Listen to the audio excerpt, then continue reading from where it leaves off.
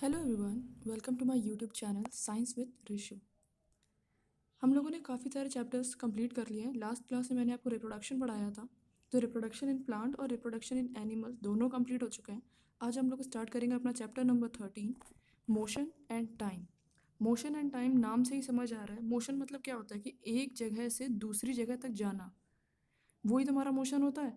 और टाइम क्या होगा, कितने टाइम में यहाँ से लेकर यहाँ तक हम लोग पहुँच गए, तो यही तो हो गया। इसी को हम लोग आज स्टडी करेंगे कि मोशन और टाइम क्या होता है। सबसे पहले हम लोग जानते हैं कि डिस्टेंस क्या होता है। अगर हम लोग बात करें डिस्टेंस की, तो एक जगह से दूसरी जगह तक की दूरी, उसी को हम लोग बोलते हैं ना डिस्टेंस। एक जगह से, ये मान लो ये पॉइंट ए है और ये पॉइंट बी है, तो इतने की ये बीच की जो दूरी है, इसी को हम लोग बोलेंगे ना डिस्टेंस। कवर करने के लिए यहाँ से यहाँ तक, यहाँ से यहाँ तक जाने के लिए हम लोग बोलते हैं ये डिस्टेंस है। फिर जब हम लोग यहाँ से यहाँ तक चल रहे हैं तो कुछ हम लोग को टाइम लगेगा। अब ऐसा तो होगा नहीं कि पलक झपकाई और यहाँ से यहाँ पहुँच गए, तो ऐसा तो होता नहीं है। तो यहाँ से यहाँ तक जाने के लिए कुछ टाइम लगेगा, वो हमारा हो जाएगा लिया गया समय, जो हो जाता है वो टाइम हो जाता है। अब हम लोग बात करते हैं अपने मेन टॉपिक की, वो है स्पीड। स्पीड क्या होता है, ये जो डिस्टेंस आपने कवर की थी, ये कितने टाइम में कवर की है, उसी का जो रेशियो होता है उसको हम लोग बोलते हैं स्पीड। तो हमारा रेशियो क्या हो जाएगा, स्पीड का जो रेशियो होता है, स्पीड मेनली क्या हो जाएगी, कितने टाइम में कितनी डिस्टेंस कवर की गई है, उसको हम लोग स्पीड बोलते हैं। The distance covered by the object in unit time, उसको हम लोग बोलेंगे डिस्टेंस। अब इसको क्या हो गया, हम लोग सबसे पहले जानते हैं कि डिस्टेंस क्या होती है, मीटर में होगी या फिर किलोमीटर में होगी। टाइम क्या हो जाएगा, या तो वो आवर में होगा, नहीं तो वो सेकंड में होगा। तो अगर हम लोग नापेंगे इसको, अगर मेज़र करने की बात करेंगे, तो किन दो चीज़ों में मेज़र होगी, या तो किलोमीटर पर आवर हो जाएगी या तो मीटर पर सेकंड हो जाएगी। तो इन्हीं दो में ये मेज़र होती है। पहली चीज़ हो गई किलोमीटर पर आवर में या फिर मीटर पर सेकंड में। स्पीड हमारी समझ में आ गई आपको। स्पीड इज इक्वल टू क्या हो जाता है, डिस्टेंस अपॉन टाइम। अब हम लोग बात करते हैं डिस्टेंस, जो स्पीड होती है वो कितने टाइप की होती है। स्पीड जो होती है हमारी, वो दो टाइप की एक होती है। एक हो जाएगी आपकी यूनिफॉर्म स्पीड और दूसरी होती है नॉन यूनिफॉर्म स्पीड। सबसे पहले स्टडी करते हैं हम लोग यूनिफॉर्म स्पीड क्या होती है। यूनिफॉर्म का मतलब ही क्या होता है आपका, कांस्टेंट। जो चीज़ यूनिफॉर्म मतलब कि एक तरीके से ही चलती चली जा रही है, यूनिफॉर्म का मतलब ही यही होता है, कांस्टेंट। तो क्या है, अगर आपने गाड़ी उठाई, आपको मान लो ए से बी तक जाना था, आपने 5 किलोमीटर उसी स्पीड से चला, फिर 5 किलोमीटर उसी स्पीड स्पीड से चल रहे हैं, फिर उसी स्पीड से चल रहे हैं, तो क्या होगा कि ए से बी तक आपने कहीं स्पीड नहीं बदली, 5 किलोमीटर पर आवर की स्पीड से आप चले और आखिरी तक इसी स्पीड से चलते रहे। तो ये आपकी हो जाएगी यूनिफॉर्म स्पीड। आपने ए से लेकर बी तक कहीं पर भी कोई स्पीड चेंज नहीं करी है, वो हमारी स्पीड बोलती है uniform speed. Object moving with a constant speed, that is uniform speed. फिर आते हैं हम लोग नॉन यूनिफॉर्म स्पीड पे। तो नॉन यूनिफॉर्म स्पीड क्या होती है, यूनिफॉर्म का मतलब भी बताया आपको, कांस्टेंट होता है। जब आगे नॉन लग गया तो मतलब कि कांस्टेंट नहीं है, ठीक है। अगर स्पीड आपकी चेंज होती चली जा रही है, ये आपने यहाँ से उठे, पहले आपने 5 मीटर चला 5 मीटर पर सेकेंड की स्पीड से, फिर आपने 8 मीटर चला 8 मीटर पर सेकेंड की स्पीड से। मतलब क्या है कि आपकी जो डिस्टेंस है ए से लेकर बी तक, आपने उस डिस्टेंस में कई बार अपनी जो स्पीड है वो चेंज करी है, कभी 5 मीटर पर सेकेंड से, कभी 10 मीटर पर सेकेंड से। तो जब आप यहाँ से यहाँ तक पहुँचे तो आपके पास काफ़ी सारी स्पीड हो चुकी थी अलग अलग, तो वो जो हो गई आपकी हो जाएगी नॉन यूनिफॉर्म स्पीड। अगर आप 5 किलोमीटर पर आवर की स्पीड से चलते रहते हैं तो वो हो जाएगी यूनिफॉर्म स्पीड, लेकिन अगर आप चेंज करते जा रहे हो तो वो हो जाएगा आपका नॉन यूनिफॉर्म स्पीड। तो हम लोग क्या बोल सकते हैं, if the object is moving with the constant speed, sorry not moving with the constant speed, तो वो आपकी हो जाती है नॉन यूनिफॉर्म स्पीड। मतलब क्या है कि आपकी जो स्पीड है वो उसमें चेंज आता जा रहा है। देखो, change in the speed of the object is known as non uniform speed. आपको समझ में आ गया होगा कि यूनिफॉर्म स्पीड क्या होती है और नॉन यूनिफॉर्म स्पीड क्या होती है। फिर हम लोग बात करते हैं, अब एक इम्पॉर्टेंट चीज़ है सिंपल पेंडुलम क्या होता है। सिंपल पेंडुलम का मतलब क्या होता है कि इसे, ये एक मेटेलिक बॉल ले ली हम लोगों ने, उसको किसी एक थ्रेड से लटका दिया गया है और इसको यूं ही छोड़ दिया गया, ये आपका हो जाएगा सिंपल पेंडुलम। लेकिन अगर आपने इसको इधर तक लेकर गए, एक किसी भी चीज़ तक, और यहाँ से आपने रिलीज़ कर दिया, अब ये क्या होगा, यहाँ से यहाँ तक जाएगा, फिर ऐसे आएगा, फिर ऐसे आएगा, फिर ऐसे आएगा। तो एक टाइम पर क्या होगा, ये जो मूवमेंट है ये आपका ऑसिलेटरी मोशन हो जाता है। मतलब क्या हो रहा है, ऑसिलेशन का मतलब क्या होता है, जैसे इसमें समझो, इसमें क्या होता है, ये आपकी क्या हो गई, मीन पोजीशन हो गई। ठीक है, मीन पोजीशन में आप यहाँ से उठाई बॉल अपने एक एक्सट्रीम पोजीशन पर, जहाँ तक आप ले जाना चाहते थे वहाँ तक आप लेके गए, और उसके बाद यहाँ से आपने रिलीज़ कर दी। अब ये बॉल इधर से इधर आएगी, जहाँ तक वो मेन तक जा रही है, ये अपने एक्सट्रीम पोजीशन तक यहाँ तक जाएगी, फिर वापस यहाँ से यहाँ तक आएगी। ये जो इस तरीके का मूवमेंट होता है, टू एंड फ्रो मोशन बोलते हैं इसको। इसको हम लोग बोलते हैं ऑसिलेटरी मोशन। ठीक है, और ये जो ये मीन पोजीशन है ना, बी वाली, बी से जब ए तक जा रही है और फिर यहाँ तक सी तक जा रही है और फिर वापस आके बी तक आ रही है, तो यह समझे इधर से ये पूरा जा रहा है, जो ये पूरे मोशन कर रही है, बी टू ए, फिर ए से सी, फिर सी से बी तक। ये जो मोशन होता है इसको आप बोलते हो वन ऑसिलेशन। मतलब क्या हो गया, ये पूरा जो मोशन हो रहा है ये आपका हो जाता है एक ऑसिलेशन का। ठीक है, इसी में हम लोग इसकी थ्योरी पढ़ लेते हैं। A simple pendulum consist of the metallic ball suspended from the rigid stand by thread. मैंने बताया ना इसमें भी, ये देखो इसमें क्या है कि ये एक थ्रेड से एक मेटेलिक बॉल लटकी हुई है, ये आपका हो जाता है, इसी को जो ये बॉल लटकी है उसको हम लोग बोलते हैं बॉब। ठीक है, इस बॉल को बोला जाता है बॉब। और मोशन जो था आपका, जो पूरा ये मोशन हो रहा था, वो मैंने बताया अभी कि ये कौन सा मोशन हो रहा था, ये जो पूरा मोशन आपने देखा इधर से यहाँ से जाने वाला, ये कैसा था, टू एंड फ्रो मोशन था, और इसी को हम लोग बोलते हैं ऑसिलेटरी मोशन। ठीक है, to and fro motion of the simple pendulum is an example of oscillatory motion. When the bob moves from its mean position O, from moves A to B then to A O, is known as oscillation. तो आपको समझ में आ गया कि एक oscillation क्या होता है।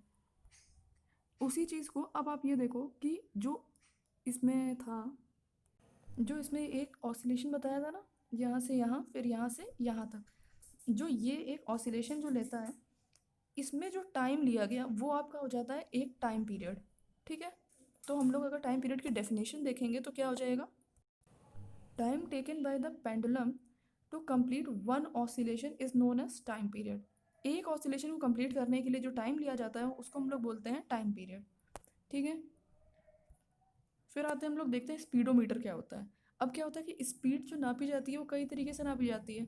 तो सबसे पहले जो हम लोगों की गाड़ियों में लगा होता है कि कितने, जब हम लोग स्कूटर या बाइक, कार कुछ भी चला रहे होते हैं ना, कोई भी व्हीकल चलाते हैं, तो उसमें हम लोग को ये बता देता है कि 0 किलोमीटर पर आवर, 10 किलोमीटर, कितनी स्पीड से गाड़ी जा रही है। तो कभी कभी लिख के आता है ना कि 100 किलोमीटर पर आवर से स्पीड से चल रही थी, और 80 किलोमीटर पर आवर की स्पीड से चल रही है। तो वो किस स्पीड से चल रही है ये हमारा नापने के लिए जो होता है वो हमारा स्पीडोमीटर यूज़ होता है। ठीक है, तो इसमें हम लोग क्या बोलेंगे, it records the speed directly into the kilometre per hour.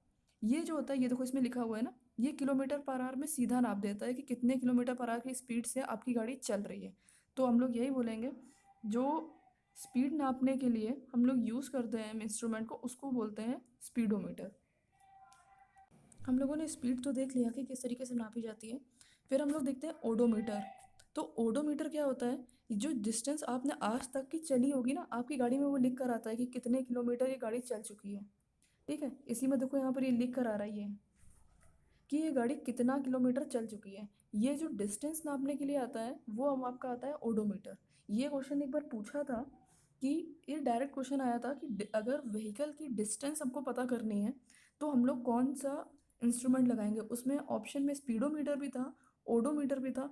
तो यहाँ पर आप ये देखना कि अगर डिस्टेंस हम लोग को जाननी है, सिर्फ डिस्टेंस जाननी है, तो वो हमारा हो जाता है ओडोमीटर से। जबकि अगर हम लोग को स्पीड नापनी है तो वो आपका हो जाता है स्पीडोमीटर से। आपको समझ में आ गया होगा। हम लोग देखते हैं नेक्स्ट टॉपिक को, time distance graph. Time distance graph की बात करें तो सबसे पहले मैंने बताया था कि स्पीड जो था वो किस में रिलेशन था, टाइम और डिस्टेंस। डिस्टेंस बाय टाइम होता है ना स्पीड। अगर हम लोग इसको एक ग्राफ में रखें तो वो ग्राफ किस तरीके से आएगा, वो ग्राफ हम लोग, अब हर बार तो कैसे क्या होता है ना कि हर चीज़ को टेबलर, मतलब डाटा उसको नहीं लिखा जाता है कि न्यूमेरिकल फॉर्म में लिख दिया जाए। कई बार क्या होता है कि ग्राफिकल में हम लोग रिप्रेजेंट कर देते हैं कि किस तरीके से क्या चीज़ जा रही है। तो उसको हम लोग बोले कि टाइम और डिस्टेंस का ग्राफ क्या होता है। तो motion of the object can be represented in the pictorial form by the distance time graph. कोई भी जो आपका मोशन होता है, अब यहाँ से आपने एक में डिस्टेंस ले लिया और एक में टाइम ले लिया। ठीक है, तो अब किस तरीके से मूव कर रहा है ये आपको दिखाने के लिए इसमें क्या हो जाता है कि एक टाइम डिस्टेंस ग्राफ हम लोग खींचते हैं। अगर सबसे पहले आप पहले इसमें समझो, इसमें देखो जैसे ये जा रहा है, इसमें क्या है कि सबसे पहले हम लोगों ने नीचे लिया हुआ है टाइम क्या होता है, ठीक है। उस एक साइड पे हम लोगों ने ले ली डिस्टेंस। तो इस पे हम लोग बात करेंगे कि जब 1 मिनट था तो हमारी गाड़ी 10 मीटर चली थी, ठीक है। जब 1 मिनट था तो वो हमारी गाड़ी 10 मीटर चली थी। फिर जब 2 मिनट हुआ तो वो गाड़ी 20 मीटर जा चुकी थी। फिर 3 मिनट में 30 मीटर, इसी तरीके से 6 मिनट में 60 मीटर जा चुकी थी। तो हम लोगों ने जब इसको बनाएंगे ग्राफ, तो वो क्या करेगा, वो सीधी लाइन आएगी। क्योंकि क्या है इसमें, आप खुद देखो, इसमें क्या है कि जब 1 मिनट में चल रहा था तो वो 10 मीटर चल रहा है, जब 2 मिनट में चल रहा है तो वो 20 मीटर। तो मतलब क्या है कि जब इस दोनों के बीच का जो टाइम है वो है तो एक ही मिनट ना, और इन दोनों का जो डिफरेंस है वो भी है 10 मीटर। तो कुल मिला के क्या है कि वो 1 मिनट में चल वो 10 ही मीटर रहा है। तो 10 मीटर पर सेकेंड की, सॉरी 10 मीटर पर मिनट की स्पीड से वो चल रही है। तो आपका क्या हो जाएगा, जब वो पूरी अपने डिस्टेंस में सेम स्पीड लेके चल रही है, तो वो मैंने बताया था अभी कि वो क्या होता है, यूनिफॉर्म मोशन होता है। तो जब यूनिफॉर्म मोशन को हम लोग एक ग्राफ में दिखाते हैं तो वो हमेशा आपकी स्ट्रेट लाइन आती है, ठीक है। ये आपकी एक स्ट्रेट लाइन आती है हमेशा। ये चीज़ पूछी गई थी, एक बार क्वेश्चन आया था कि यूनिफॉर्म जो मोशन होता है उसका टाइम ग्राफ जो होता है वो कैसा आता है, स्ट्रेट लाइन आता है, कर्व आता है, बेंड आता है, किस तरीके से आता है। तो वो आपको ऑप्शन देना पड़ेगा कि वो आपका स्ट्रेट लाइन आता है। अभी आप इसमें समझो, उसमें था ना कि डिस्टेंस टाइम ग्राफ जो था मोशन यूनिफॉर्म, अगर कांस्टेंट स्पीड से चल रहा है, मतलब यूनिफॉर्म स्पीड से चल रहा है, तो वो आपका कैसा आएगा, स्ट्रेट लाइन आएगा। वहीं अगर हम लोग ये बोल दें कि नॉन यूनिफॉर्म स्पीड है, जिसमें क्या हो रहा है कि जो ऑब्जेक्ट की स्पीड है वो आपकी लगातार चेंज होती जा रही है, तो फिर क्या हो जाएगा, वो किसी भी शेप का होगा, वो लीनियर नहीं होगा, मतलब स्ट्रेट लाइन नहीं होगा वो। फिर वो किसी भी स्पीड का, किसी भी शेप का हो सकता है। तो इसमें देखो, जैसे इसमें दिया हुआ है कि डिस्टेंस टाइम ग्राफ जो है, अगर आपका यूनिफॉर्म स्पीड से जा रहा है तो वो एक स्ट्रेट लाइन है, ठीक है। लेकिन अगर नॉन यूनिफॉर्म से, जब देखो देखो यहाँ तक ही गया, फिर उसने स्पीड बढ़ाई होगी या घटाई होगी, तो ये आपका यूनिफॉर्म स्पीड नहीं है। तो ये क्या हो रहा है कि जो ग्राफ है वो बेंड हो रहा है, ये ऊपर भी बेंड हो सकता है, ये इस तरीके से ऐसे भी जा सकता है, मतलब कुल मिला के ये स्ट्रेट लाइन नहीं होगा, बाकी किसी भी तरीके का हो सकता है। दूसरी चीज़ इसमें ये पूछो, ये क्वेश्चन इस तरीके से इन्होंने क्या किया था, इस तरीके से आपको एक ग्राफ दे दिया था और उन्होंने पूछा था कि गाड़ी जो है, आपकी कार है, वो किस स्पीड से चल रही है, रेस्ट से है, नो यूनिफॉर्म है, नॉन यूनिफॉर्म है, नन ऑफ दिस। ये क्वेश्चन आया था।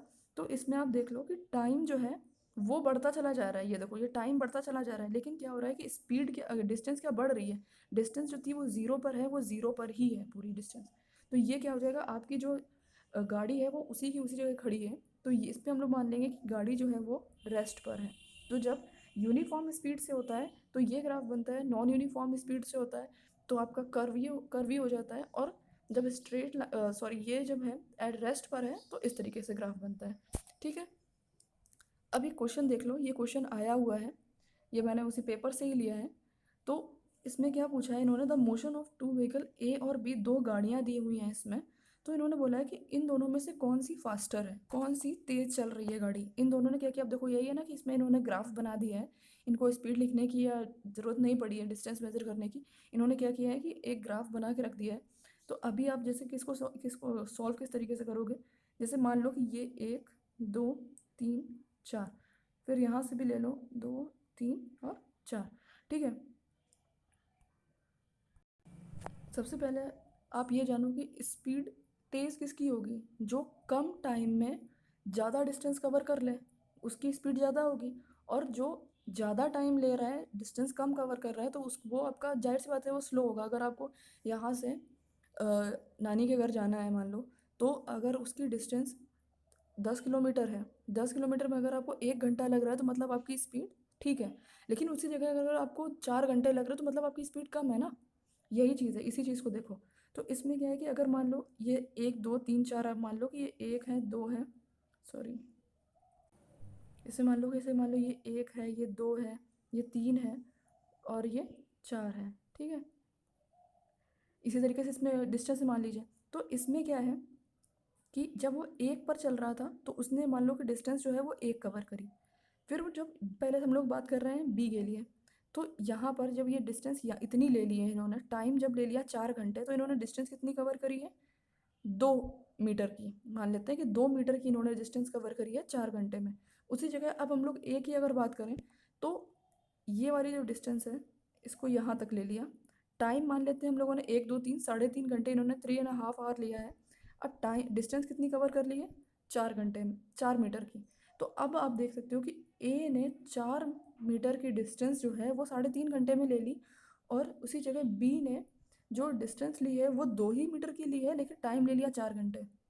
तो अब आप बताओ कि गाड़ी कौन सी फास्ट हो गई? तो इसमें सीधा सीधा समझ आ रहा है कि गाड़ी कौन सी फास्ट हो जाएगी, ए वाली। बी वाली जो है वो स्लोअर है। ठीक है, ये क्वेश्चन एक बार आया हुआ है, 2 3 बार ये क्वेश्चन रिपीट करा हुआ है, इंपॉर्टेंट क्वेश्चन है, इसलिए आप इसको अच्छे से समझ लेना। ठीक है, इसी के साथ अपना चैप्टर ये कंप्लीट होता है। अगर आपको अच्छा लगा है तो प्लीज़ लाइक करिएगा और कमेंट कीजिएगा आपको किस तरीके से पसंद आ रहा है ये। अपने दोस्तों के साथ शेयर कीजिएगा और सब्सक्राइब कीजिएगा। और हाँ, अगर आपको नोटिफिकेशन नहीं मिल रहा है तो प्लीज़ जो बेल आइकन है उसको ज़रूर प्रेस कर दीजिएगा। अगर आप बेल आइकन प्रेस कर देंगे तो आपको समय समय पर नोटिफिकेशन मिलते जाएंगे। Thank you.